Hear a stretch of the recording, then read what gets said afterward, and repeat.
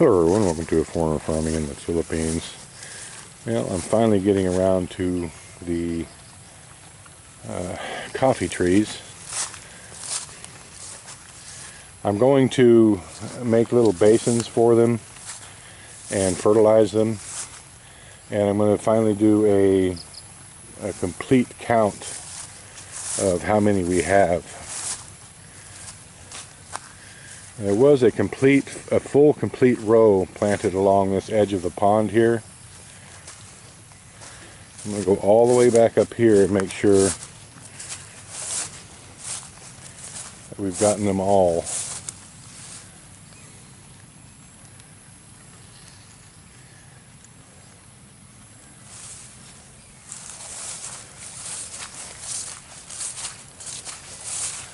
And it's tough making a basin on the side of a hill, but I don't know of any other way to do it. So I'm going to begin. Man, they're just not, that's actually a cacao tree there, as is that one. Maybe these are the cacao trees along here and not... Yeah, I think that's what it is. These are all the cacao trees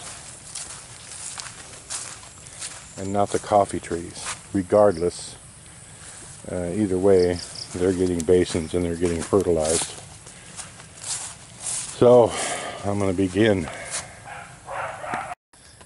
Alright, because this was planted on such a slope, I wasn't able to, on such a steep slope, didn't get a lot of dirt on that left side of the trunk there, but quite a bit nonetheless. This cacao tree is pretty large. It's done well despite not having much care.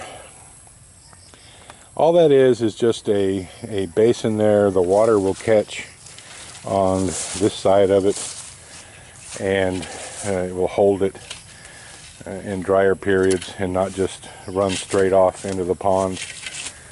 And I did go down about an inch below the old, well, an inch below the level of the soil at the trunk here. So you can see I did get into a few of these roots here, and you can see a difference in the soil. That was the soil we planted with it. So what I'm going to do is I'm going to take a couple more shovelfuls off of this edge of the bank here and throw just right around the trunk. And this is basically just a water catch basin and a way to facilitate holding the fertilizer here in place, so it can begin to soak into the ground and the roots without just washing directly into the pond. And I'm going to go along this line here and do all these cacao trees. There's the ones up here didn't make it. They didn't make it through that drought we had a couple years ago. And you can see some of these trees almost didn't make it through the drought we had. You can see that one there actually didn't make it. It died. That cacao tree didn't survive.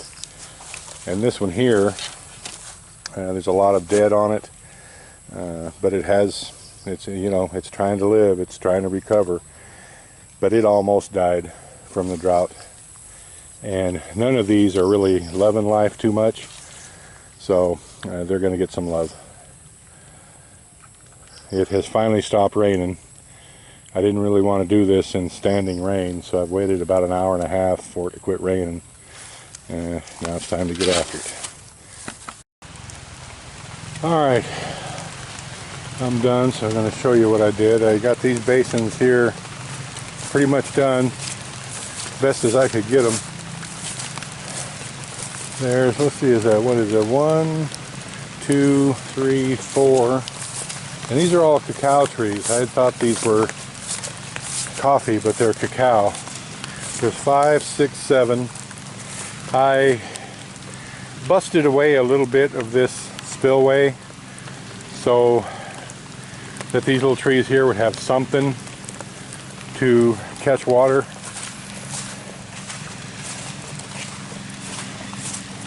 Now there's two more right here, and they were planted so low down on the bank that they're in the water.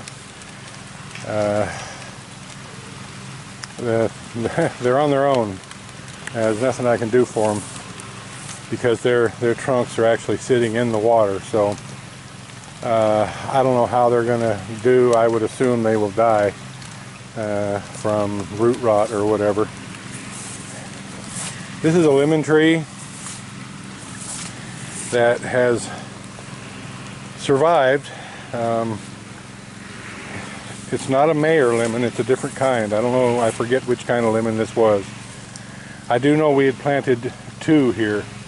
We planted one there and one right there, and the one over there on the left died.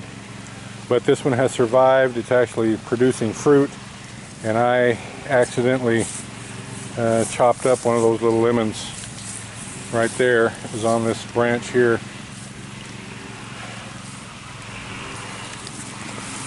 I think Marcel said they were mangosteen. That might be a mangosteen right there. Again, the trunk is sitting in the water. There's nothing I can do for it. And I think there was another couple mangosteens here, and they have died.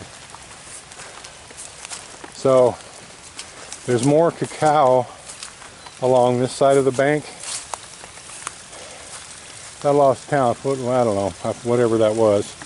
And there's 1, 2, 3,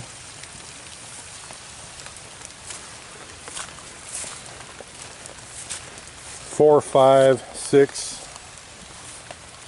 6 more on this side, and the ones along here didn't make it through the drought. And you can see that this is soil that was the soil that's on the top right here is what was pushed out of the bottom of this pond because the dozer just pushed it up and over this way. Not great soil. That little cacao tree right there has grown none. But it's been well fertilized. I fertilized all these. They all have a little basin now. So there's nothing I can do about the soil. It is what it is. But at least they'll have nutrition. I'm pretty tuckered. I'm going to go take a break. And I don't know if I'm going to get on the coffee trees today. I don't know. This rain is actually a blessing because it's keeping me nice and cool. Well, it's not keeping me nice and cool. It's keeping me from getting overheated. This is not easy work, clearing and putting in catch basins on a slope. But the cacao trees are done. And I don't know, I think we've got about a dozen here. None of them have ever produced.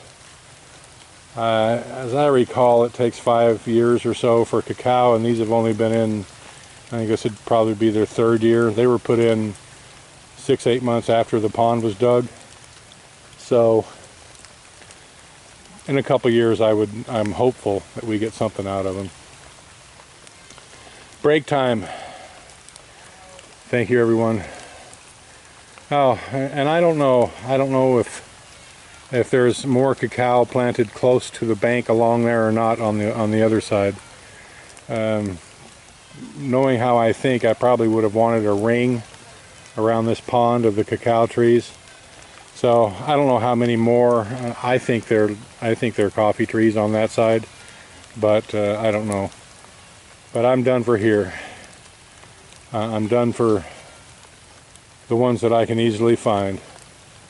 Thank you, everyone. Please like, comment, share, and subscribe.